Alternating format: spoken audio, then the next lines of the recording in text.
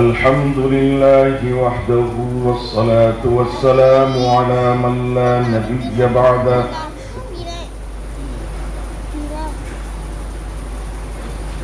وعلى آله وأصحابه الذين أوفوا عهدا الذين هم مفاتيح الرحمة ومصابيح الغرر.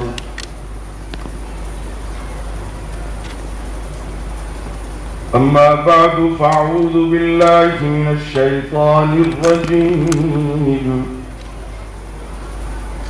بسم الله الرحمن الرحيم.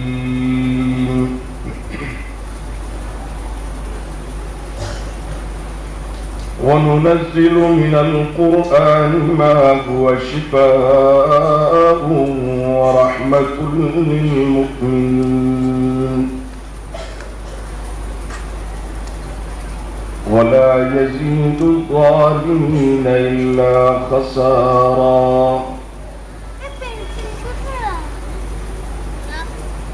وقال الله تعالى في مقام آخر: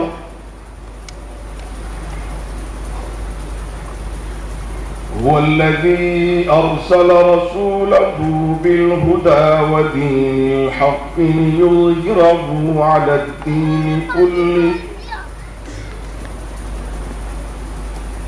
وكفى بالله شهيدا. محمد رسول الله. والذين معه أشداء على الكفار رحماء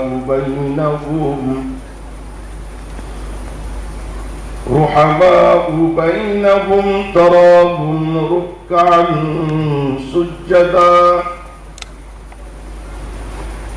يبتغون فضلا من الله ورضوانا سيماهم في وجوههم من أثر السجود ذلك مثلهم في التوراة ومثلهم في الإنجيل. صدق الله مولانا العظيم.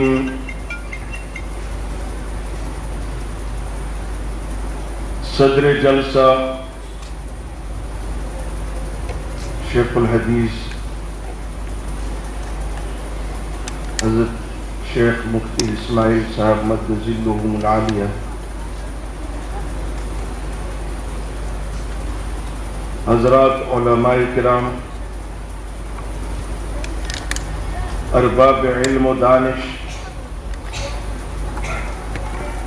محترم دوستوں، بزرگوں، بھائیوں اور عزیز طلباء،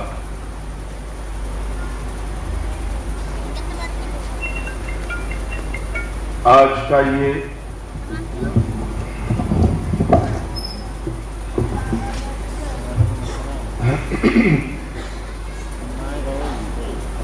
عظیم الشان جلسہ جو قرآن کریم کے نسبت سے انعقاد پذیر ہے،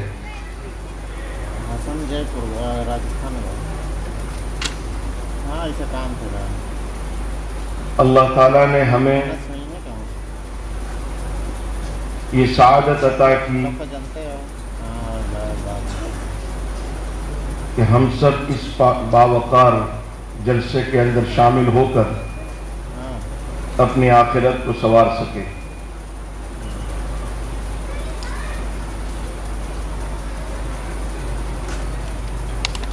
قرآن کریم کی جو آیہ کریمہ اس وقت پیش نظر ہے،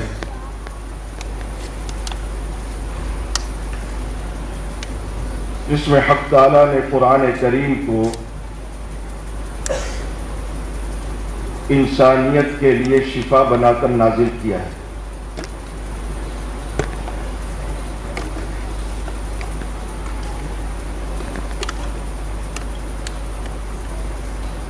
ماں کا تصور بہت ہی وسیع ہے،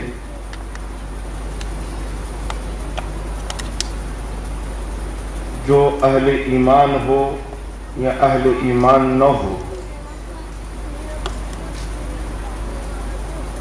جس کو بھی سکون کی تلاش ہے اسے قرآن کریم کے پاس آنا ہوگا۔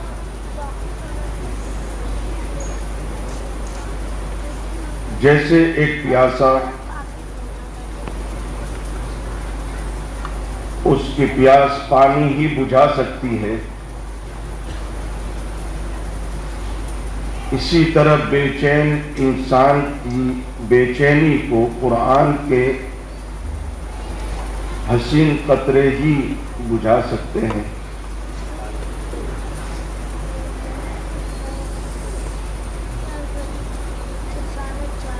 وَرَحْمَةٌ لِّلْمُؤْمِنِينَ،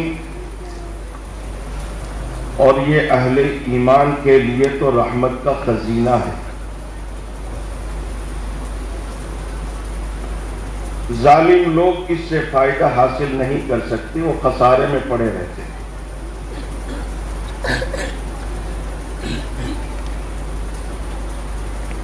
دوستو، قرآن کریم سے وابستہ ہو جاؤ۔ قرآن تمہیں ایسے لے چلتا ہے جیسے ایک شفیق باپ اپنے کمسن بچے کی انگلی پکڑ کر لے چلتا ہے تاکہ وہ راستے کے ٹھوکروں سے بھی بچے اور منزل مقصود تک بھی پہنچے۔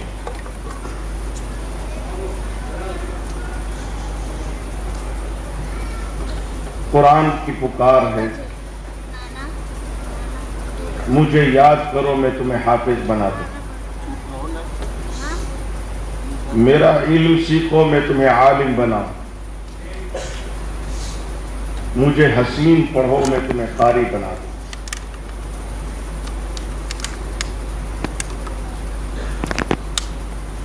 مجھ میں تفقہ کرو، مفتی کی سند دے دوں، اور میرے ناموس کے لیے اپنی جان کی بازی لگا دو تو شہادت کا مرتبہ آتا۔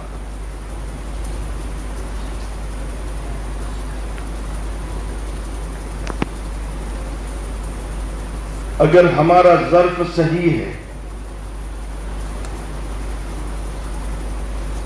تو یہ قرآن کریم کے حسین شبنمی قطرے ہماری زندگی کو آباد کر دیں گے۔ آج ہر طرف جو یہ بے چینی نظر آتی ہے، ہر انسان بے چین اور ڈپریشن میں نظر آتا ہے۔ کبھی غور سے سوچئے گا بیٹھ کر کہ اس کی وجہ کیا ہے۔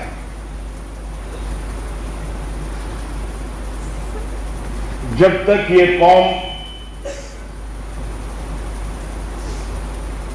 قرآن سے وابستہ رہی، یہ قوم آباد رہی۔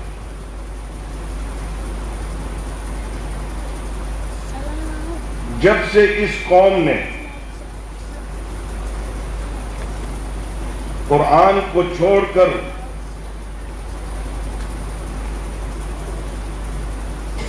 گانوں کی طرف متوجہ ہوئی، یہ قوم جس حال سے گزر رہی ہے مجھ سے بہتر آپ جانتے ہیں۔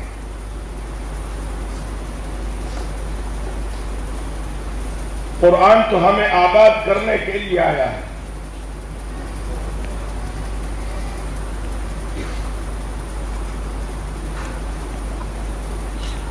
قرآن کریم کو اگر ابو بکر سنتا ہے تو صدیق بنتا ہے، عمر سنتا ہے تو فاروق بنتا ہے، عثمان سنتا ہے تو ذی النورین بنتا ہے، علی سنتا ہے تو حیدر قرار بنتا ہے، اور صحابہ سنتے ہیں تو رضی اللہ تعالی عنہ کے مصداق بنتے ہیں۔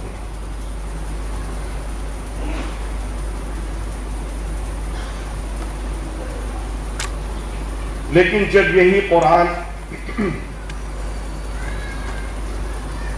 کے ساتھ ہم وابستگی نہیں رکھیں گے تو جب یہی قرآن ابو جہل سنتا ہے تو زندگی بنتا ہے۔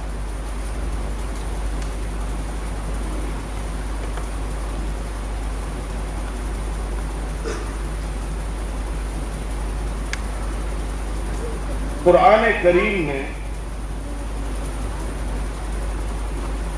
ایسے بیماروں کو شفا عطا کی اور اتنا بلند کر دیا کہ آج بھی ان کا نام ہمارے سامنے آتا ہے تو تعظیم میں ہماری نظریں جھک جاتی ہیں۔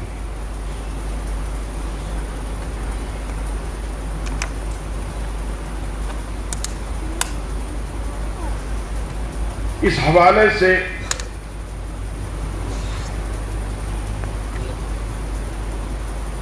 قرآن کریم ہمیں کتنا عظیم بناتا ہے اور کس مقام تک پہنچاتا ہے، ایک مثال پیش کرتا ہوں۔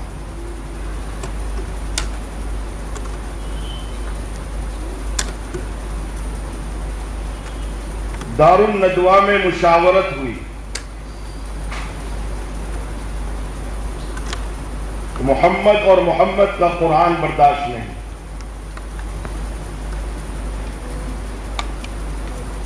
یہ آج کا المیہ نہیں ہے بلکہ روز اول سے یہ چلا آ رہا ہے۔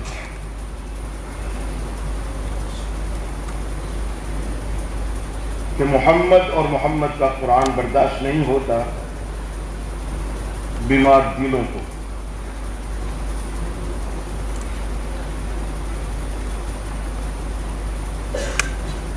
یہ پیشکش کی گئی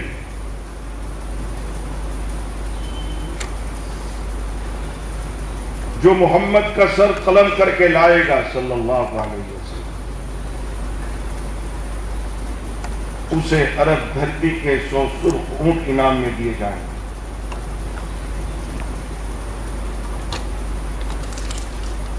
اقتدار کی نوید سنائی،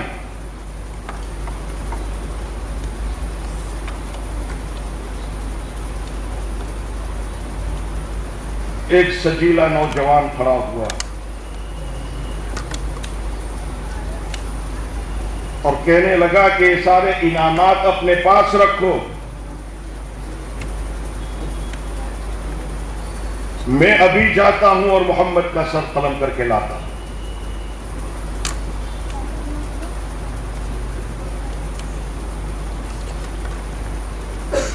دار الندوہ سے نکلے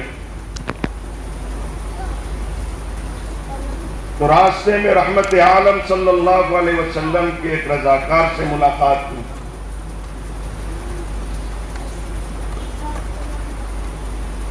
پوچھا ابن خطاب کس طرف کا ارادہ ہے؟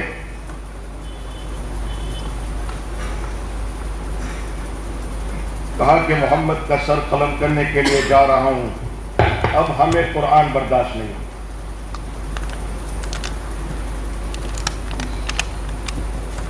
رحمت عالم صلی اللہ علیہ وسلم کے اس رضاکار نے فرمایا کہ عمر پہلے اپنے گھر کی خبر لو،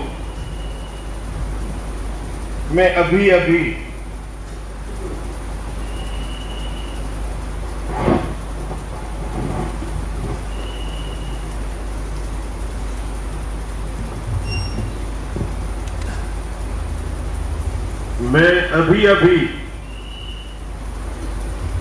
قرآن کریم کے حسین نغمے تمہارے گھر سے سن کے آ رہا ہوں۔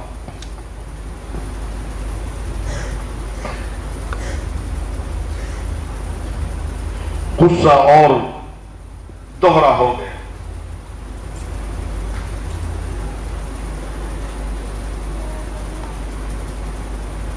دار ارقم کی طرف جانے کے بجائے اپنے گھر کا رخ کیا۔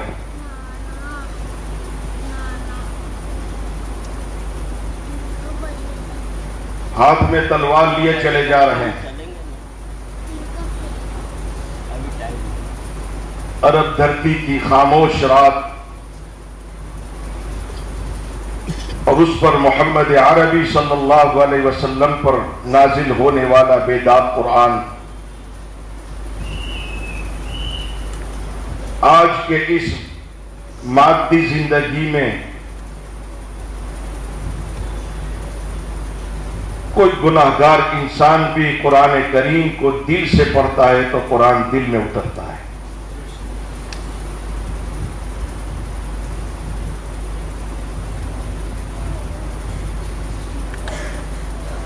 محمد عربی صلی اللہ علیہ وسلم پر اترنے والا بیداد قرآن اور جو زبان پڑھ رہی تھی وہ اخلاص کے پیکر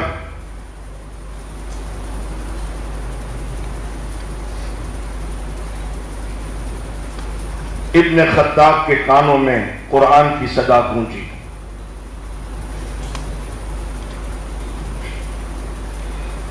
طه ما انزلنا عليك القرآن لتشقى إلا تذكرة لمن يخشى تنزيلا ممن خلق الأرض والسماوات العلى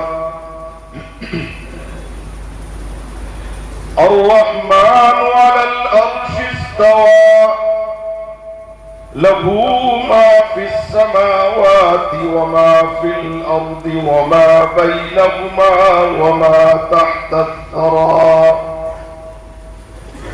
وإن تجهر بالقول فإنه يعلم السر وأخفى الله لا إله إلا هو له الأسماء الحسنى وهل أتاك حديث موسى إذ رأى نارا فقال لأهلهم كثوا إني آنست نارا لعلي آتيكم منها بقبس أو أجد على النار هدى فلما أتاها نودي يا موسى. ابن خطاب کے قدم رک گئے. دل کی دنیا میں ہلچل پیدا ہو گئی. دل کہتا ہے بات مان لینی چاہیے. دماغ کہتا ہے کہ کس مشن پہ چلاؤں. اسی کشمکش میں بہن کے دروازے کو نوک کیا، دستک دی. دروازے کے سوراخ سے بہن نے اپنے بگڑے ہوئے بھائی کو دیکھا. اپنے استاد سے کہا کہ ایک طرف ہو جائیے، میرا بھائی آیا ہے، میں خود پیش کروں گی. دروازہ کھولا. دروازہ کھولتے ہی ابن خطاب نے جو سوال کیا کہ یہ میں کیا سن رہا ہوں. بہن نے کہا تمہیں معلوم نہیں؟ کہا جانتا ہوں. جانتے ہو تو پھر پوچھتے کیوں ہو؟ پوچھتا اس لیے ہوں کہ اتنا بڑا فیصلہ میری اجازت کے بغیر کیسے کر دیا؟ بہن بھی توحید کی مستی میں سرشار ہو کر ابن خطاب کو جواب دیتی ہیں کہ عمر، یہ دل کے فیصلے ہوا کرتے ہیں. جب دل کسی بات کا ارادہ کر لیتا ہے، فیصلہ کر دیتا ہے، تو پھر مشوروں کی ضرورت نہیں ہوتی، کر گزرتے ہیں. ابن خطاب نے کہا اتنا بڑا فیصلہ میری اجازت کے بغیر تابڑتوڑ حملہ کر دیا، لاکھوں غصوں کی بارش کر دی. سیدہ فاطمہ کا چہرہ خون میں نہا گیا اور سیدہ فرماتی ہیں کہ عمر جس ماں کا دودھ پی کر تو کفر کی حمایت میں پکا ہوا ہے نا، اسی ماں کا دودھ پی کر میں محمد عربی کی غلامی میں پکی ہو گئی ہوں۔ اب تو اگر ہمیں مار بھی ڈالے، شکنجوں میں بھی کسیں، بوٹیاں خطوں سے بھی نچوا لیں، لیکن ہم راہ حق سے ہرگز پھر نہیں سکتے۔ ابن خطاب کا دل موم ہوا، بہن سے کہنے لگے مجھے بھی وہ آیات قرآنی بتائیے۔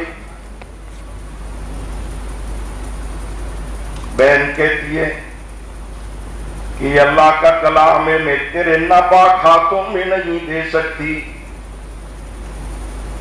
نہا دھو لیے، بادام خیش پاک ہو گئے، پھر بھی بہن نے وہ قرآنی اوراق جس شکل میں بھی تھے اپنی گود میں رکھ لیے، اور ابن خطاب نے پڑھنا شروع کر دیا، اننی انا اللہ لا الہ الا انا فاعبدنی واقم الصلاۃ لذکری۔ ابن خطاب کی آنکھوں سے کفر کا پتھر پانی بن کر بہنے لگا۔ اپنی بہن سے کہنے لگے مجھے بھی لے چلو۔ رحمت عالم صلی اللہ علیہ وسلم کے قدموں میں 3 پیغمبر ہیں جو اللہ سے التجا کر رہے ہیں، اللہ سے التجا کر رہے ہیں۔ ایک خلیل ہے جو بیت اللہ کی تعمیر کے وقت بیت اللہ کی آبادی کے لیے اللہ کے حبیب کو مانگتا ہے۔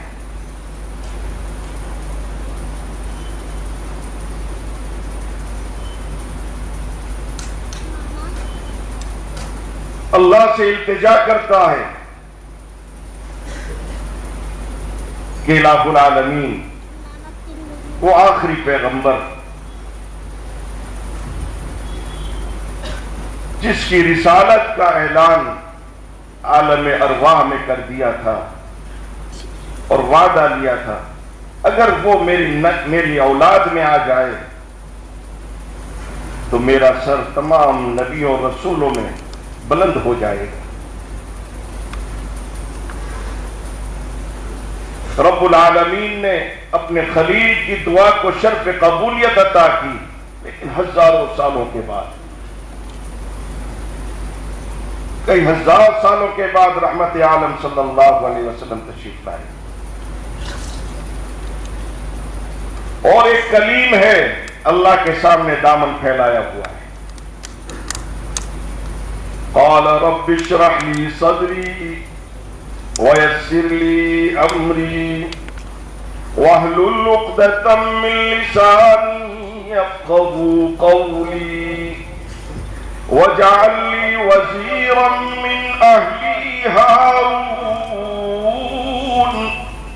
أَخِي اشْدُدْ بِهِ أَزْرِي وَأَشْرِكْهُ فِي أَمْرِي كَيْ نُسَبِّحَكَ كَثِيرًا وَنَذْكُرَكَ كَثِيرًا إِنَّكَ كُنْتَ بِنَا بَصِيرًا۔ الہ العالمین، سب سے پہلے تو مجھے سر شد عطا کر زبان کی لکنت دور کر دے، جو میں بولتا جاؤں لوگوں کی دلوں میں اترتا جائے، اور میرا یہ بھائی ہارون اسے میرا ہم سفر بنا دے، میرا ساتھی بنا دے، تاکہ ہم دونوں مل کر تیرے توحید کے تقاضے پورے کر دیں۔ رب العالمین نے اپنے اس پیغمبر کی دعا کو بھی شرف قبولیت عطا کی، اور ایک رحمت عالم ہے صلی اللہ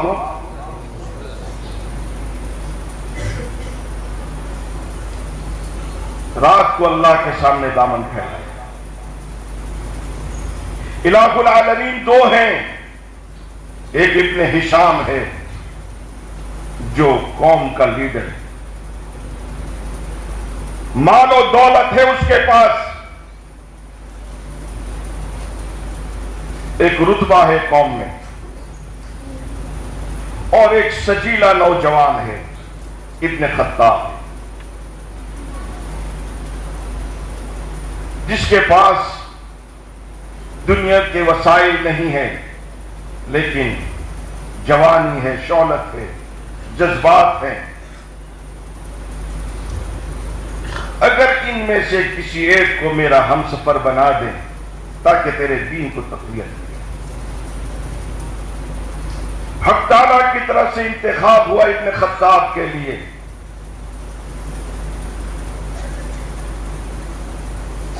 کہ لیڈر کو چھوڑو, چودھری اور وڈیرے کو چھوڑو, میں ایسا سجیلا نوجوان بھیج رہا ہوں, ایسا سجیلا نوجوان آ رہا ہے کہ جس کی گھن گرج آسمانوں پہ سنائی دے. وہ زمین پہ بیٹھ کر آپ کو مشورے دے گا تو وہی مشورے قرآنی آیات بن کے آپ کے دل پہ نازل ہو جائے. تو یہ رحمت عالم صلی اللہ علیہ وسلم کی دعا کی تاثیر تھی. ابن خطاب نے اپنی بہن سے کہا کہ مجھے بھی لے چلو. بہن کہتی ہے جانتے نہیں اور راستہ معلوم نہیں. کہا معلوم ہے. معلوم تھا, جا رہا تھا, لیکن اب عنوان سبجیکٹ چینج ہو گیا ہے. پہلے ذبح کرنے کے لیے جا رہا تھا, اب ذبح ہونے کے لیے جانا چاہتا ہوں. پہلے دشمنی میں جا رہا تھا, اب دوست بن کر جانا چاہتا ہوں.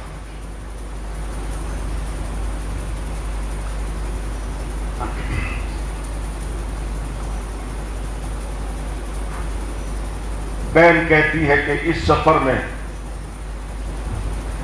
عمر تنہا جانا ہوتا ہے.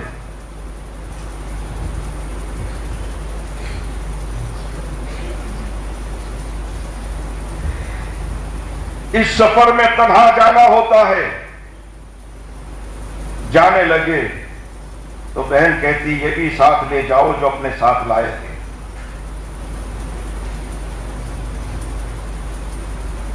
کوئی تلوار لے کر چلے جا رہے. دار ارقم پر رحمت عالم صلی اللہ علیہ وسلم کا شیر دل چچا سیدنا حمزہ رضی اللہ تعالی عنہ جو سید الشہداء پہرا دے رہے ہیں. یہی سید الشہداء ہیں جن کے ناش کے 11 ٹکڑے کر دیے تھے وحشی. کان کاٹے, ناک کاٹی, آنکھیں نکالی, جگر نکال کر چبایا ہندا نے. جب رحمت عالم صلی اللہ علیہ وسلم اپنے چچا کی لاش پر پہنچے ہیں, اپنے چچا کا یہ انجام دیکھا تو اشکبار ہو گئے. آسمان کی طرف سر اٹھا کے فرمائے الہ العالمین اب تو راضی ہو جا کہ تیرے دین کے لیے میرے چچا کا یہ حال ہے. بیٹا آیا اپنی ماں کا پیغام لے کر اور کہتا ہے کہ اللہ کے رسول ماں آئی ہے اور اپنے بھائی کا آخری دیدار کرنا چاہتی ہے. رحمت عالم صلی اللہ علیہ وسلم نے فرمایا کہ اپنی ماں اور میری پھوپھی کو جا کر یہ بات بتا دو کہ میں اجازت نہیں دیتا, کوئی بہن اپنے بھائی کو اس حال میں نہیں دیکھ سکتی, اور مجھے خوف ہے کہیں ماتم نہ شروع کر دیں. بیٹے نے محسن کائنات صلی اللہ علیہ وسلم کا پیغام پہنچایا. ماں نے کہا بیٹے پھر ایک بار چلے جاؤ اور جا کر ہادی عالم صلی اللہ علیہ وسلم کی خدمت میں عرض کرو کہ بہن اپنے بھائی کی لاش پر ماتم کرنے کے لیے نہیں آنا چاہتی بلکہ اپنے بھائی کے انجام پہ فخر کرنے کے لیے آنا چاہتی۔ رسول اللہ صلی اللہ تعالی علیہ وسلم کو جب یہ پیغام ملا فرمایا کہ جاؤ اپنی والدہ سے اور میری پھوپھی سے کہو کہ آ سکتی ہے۔ حضرت صفیہ تشریف لائی، حضرت حمزہ رضی اللہ تعالیٰ عنہ کی لاش مبارک پر اپنے بھائی کو دیکھا، ایک نظر اپنے بھائی کی لاش پر اور ایک نظر رحمت عالم صلی اللہ علیہ وسلم کے چہرے اقدس پر۔ فیصلہ کرنے میں دیر نہیں کی، فوراً فیصلہ کر دیا کہ رحمت عالم صلی اللہ علیہ وسلم اگر آپ سلامت ہیں اور حمزہ جیسے کئی بھائی کٹ جائے تو سودا مہنگا ہے، آپ اگر سلامت ہیں۔ ہمارے کردار اور ہمارے افکار نے رحمت عالم کو کتنا گھائل کیا ہوا ہے، اس کا تصور آپ خود کرتے چلے جائیں۔ تو سید الشہداء پہرا دے رہے ہیں، ابن خطاب کو آتا ہوا دیکھا تو یہ محمد کی بارگاہ ہے صلی اللہ علیہ وسلم۔ یہاں تو اونچی آواز بھی ادب کے خلاف سمجھی جاتی ہے۔ جس انداز میں آ رہے ہو تیرے ارادے ٹھیک معلوم نہیں ہوتے تو یاد رکھ پھر تیری تلوار سے تیرا سر کاٹ کر تیری چھاتی پہ دھر دوں۔ رحمت عالم صلی اللہ علیہ وسلم نے اپنے چچا کا یہ مکالمہ سنا، باہر تشریف لائے، فرمانے لگے ماں بالو کا یا امی، کیا بات ہے؟ جبرائیل پہلے پہنچ گئے تھے کہ عمر زخمی دل ہو کر آ رہا ہے، اسے زیادہ نہ تڑپائیے گا۔ کیا بات ہے چچا؟ کہا کہ ابن خطاب کا بیٹا آیا ہے اور اس کے ارادے ٹھیک معلوم نہیں ہو۔ رسول اللہ صلی اللہ علیہ وسلم نے فرمایا کہ چچا آج عمر کوئی خیر بن کر نہیں آ رہا، اپنے ہی برادری کا فرد بن کے آیا، آنے دو۔ جو ہی قدم رکھا رحمت عالم صلی اللہ علیہ وسلم نے فرمایا کہ عمر آج اس طرف کہاں سے؟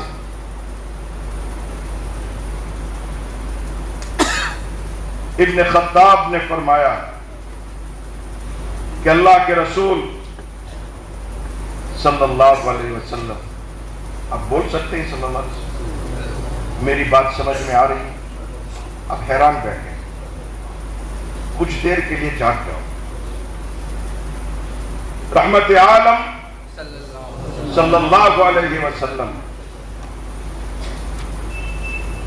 فرمانے لگا عمر اس طرف کہاں؟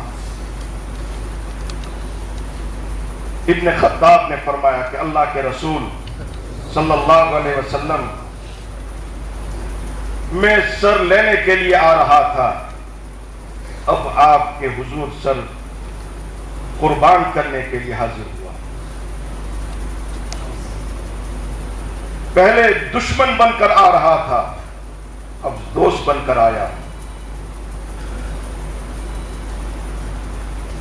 رحمت عالم صلی اللہ علیہ وسلم کی بارگاہ سے نعرہ تکبیر بلند ہوا، مکہ کی پہاڑیاں گونج گئی۔ وہ جو بیٹھے ہوئے تھے صنادید کفر، انہوں نے جب یہ آواز سنی کہنے لگے کہ عمر اپنے مشن میں کامیاب ہو گیا۔ کچھ دیر ہوئی، رسول اللہ صلی اللہ علیہ وسلم نے فرمایا نماز کی تیاری کرو۔ ابن خطاب اب رضی اللہ تعالیٰ عنہ بن چکے ہیں، فرمانے لگے کہ اللہ کے رسول صلی اللہ علیہ وسلم ہم نماز کہاں پڑھیں؟ کہا کہ ہم تو یہیں پڑھتے ہیں۔ قربان جاؤں رسول اکرم صلی اللہ علیہ وسلم کے اخلاق پر۔ یہ نہیں فرمایا کہ عمر تو ہی تو وہ تھا جو ہمیں بیت اللہ کے قریب بھی نہیں آنے دیتا تھا۔ آج خود پوچھ رہا، رسول اللہ صلی اللہ علیہ وسلم نے فرمایا کہ عمر کیا کرے، تیری قوم نہیں چاہتی کہ ہم بیت اللہ کے زیر سایہ نماز ادا کریں، ہم یہی ادا کر لیا کرتے ہیں۔ حضرت عمر رضی اللہ تعالیٰ عنہ نے فرمایا تو پھر میرا اسلام لانے کا مقصد کیا ہوا؟ آپ تیاری کیجئے، راستہ میں ہموار کرتا۔ دار ارقم سے نکلے، صفا کی بلندی پہ پہنچے اور وہاں سے ہر ایک کا نام لے لے کر ہر ایک کو پکارا کہ او مسٹر ابو جہل، ولید، عتبہ، شیبہ۔ وہ سب کہنے لگے خاموش ہو جاؤ، عمر کی آواز۔ حضرت عمر نے فرمایا تم نے مجھے محمد کا سر لینے کے لیے بھیجا تھا، میں اپنا سب کچھ محمد کے قدموں میں قربان کر کے آیا صلی اللہ علیہ وسلم۔ تم نے رسول اللہ سے میری دشمنی دیکھی تھی، اب دوستی دیکھ لو۔ میرا قائد نماز صبح کی ادا کرنے کے لیے مسجد میں آنا چاہتے ہیں اور میں یہ دیکھنا چاہتا ہوں کہ کون ہے مائی کا لال جو میرے قائد کے راستے میں رکاوٹ بن کر دکھائے۔ خراج تحسین پیش کیا ہے اسلام کے اس بطل جلیل کو تاریخ کہ جس نے سب سے پہلے اپنے اسلام کا باغ دور اعلان کیا وہ ابن خطاب ہے،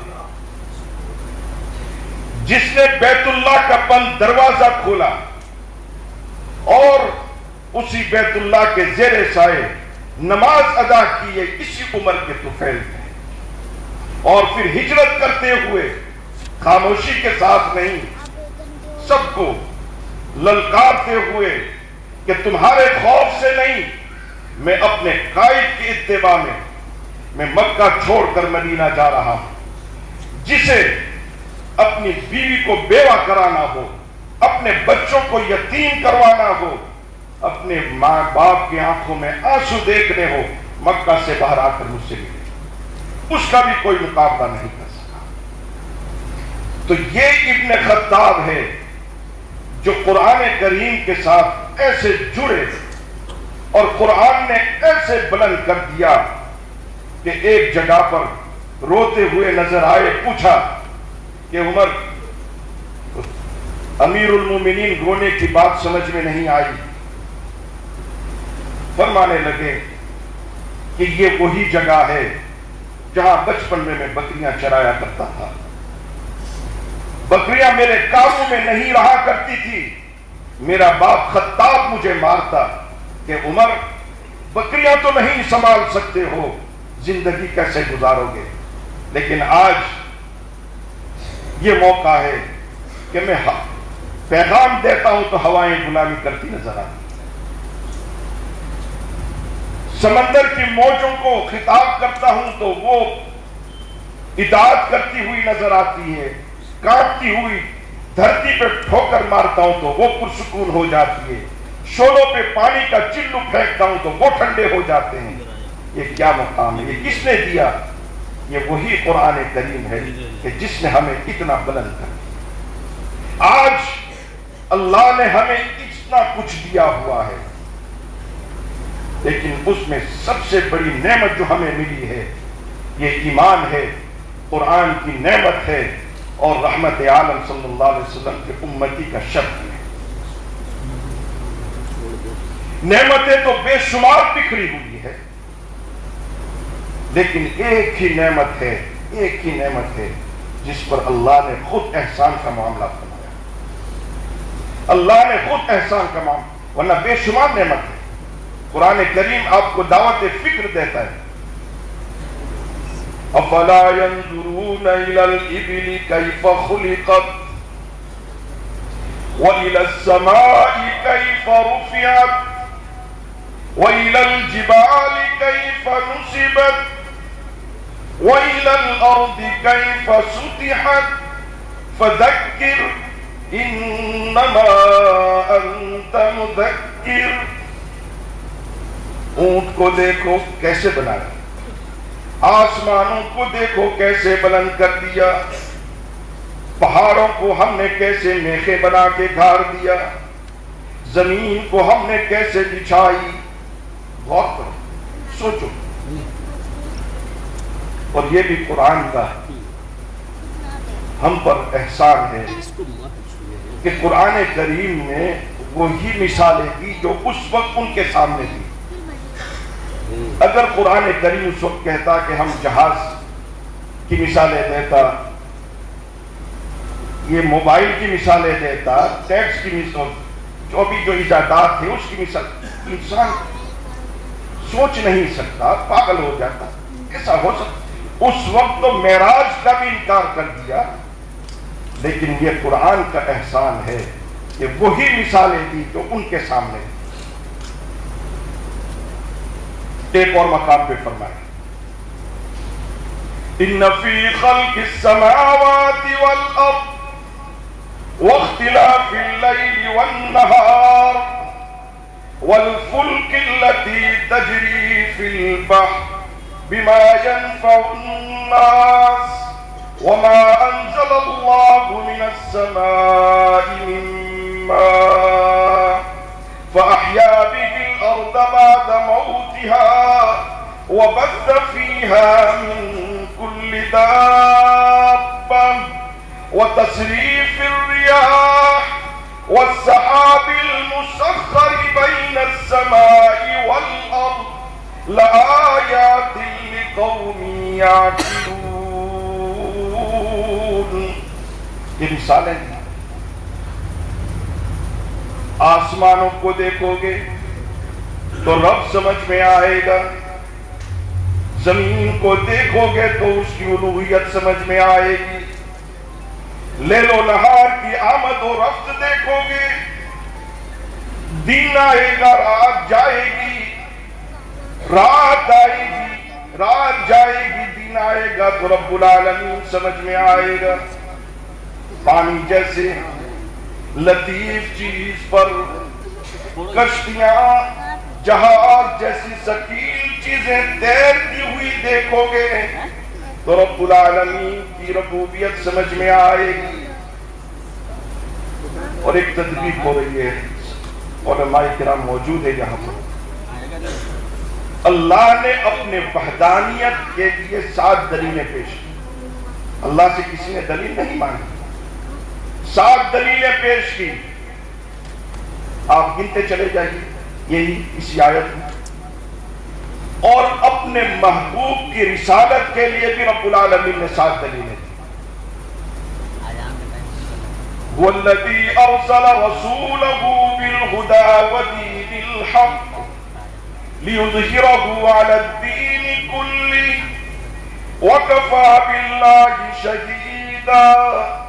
محمد رسول الله والذين معه أشداء على الكفار رحماء بينهم تراهم ركعا سجدا يبتغون فضلا من الله ورضوانا سيماهم في وجوههم من أثر السجود ذلك مثلهم في التوراة ومثلهم في الإنجيل. ابو بکر کو دیکھو گے تو میرا محبوب سمجھ میں آئے گا، عمر کو دیکھو گے تو رحمت عالم سمجھ میں آئیں گے، عثمان کو دیکھو گے تو رسول اللہ کی شرافت سمجھ میں آئے گی، علی کے زہد و ولایت کو دیکھو گے تو رحمت عالم سمجھ میں آئے گا، معاویہ کا تدبر دیکھو گے تو رحمت عالم سمجھ میں آئے گا. اس 7 علامات رحمت عالم صلی اللہ علیہ وسلم کی رسالت کی دلیل اللہ تعالیٰ نے بیان. رب العالمین نے ہمیں اس قدر نوازا ہے، اس قدر انعامات کیا ہے، اور پھر فرمایا لقد من اللہ علی المؤمنین اذ بعث فیہم رسولا۔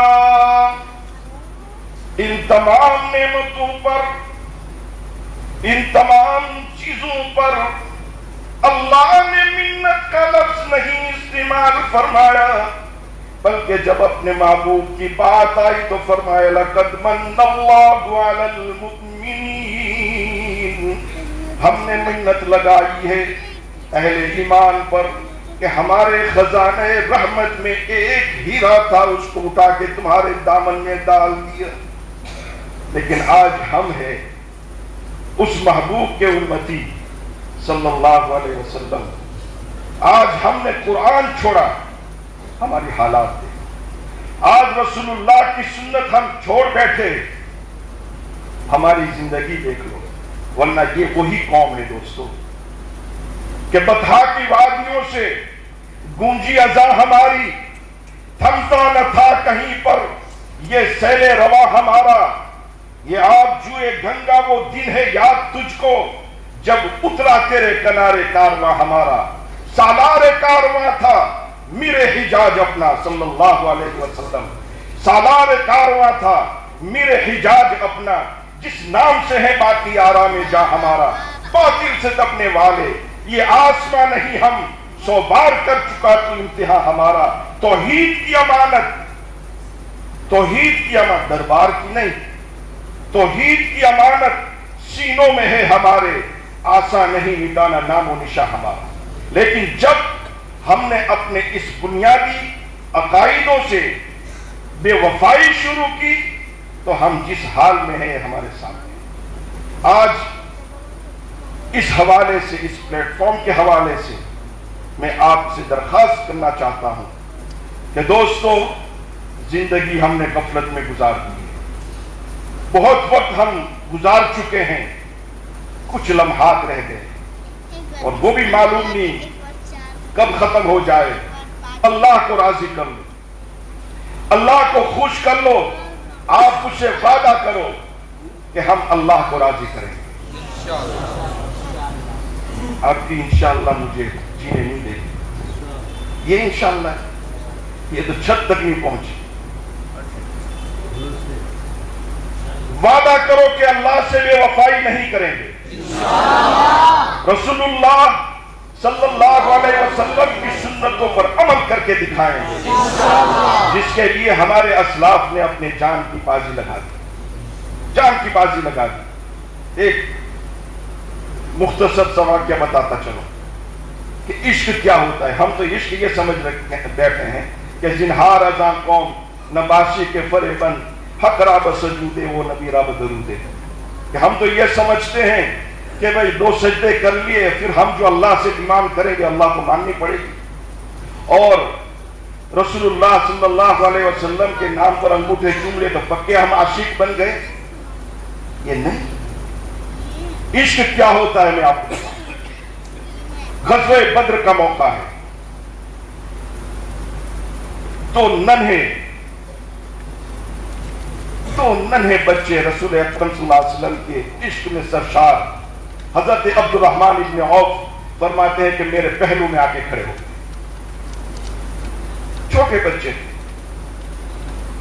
کھڑے ہو گئے، اور ایک نے کہا کہ چچا ابو جہل کون؟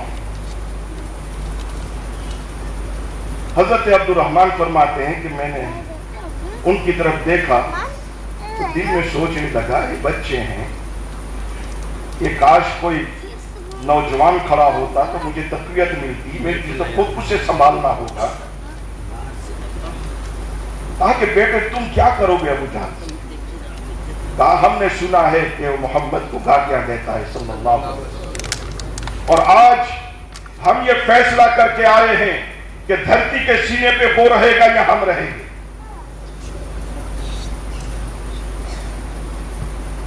حضرت عبد الرحمن فرماتے ہیں کہ ابو جہل اپنے صفیں درست کر رہا تھا تو میں نے اشارہ کر دیا کہ وہ رہا، تو کہا 2 شاہین میرے بازو سے پرواز کرتے ہیں، اور پرواز یوں کی جیسے تیر کمان سے نکلتا ہے.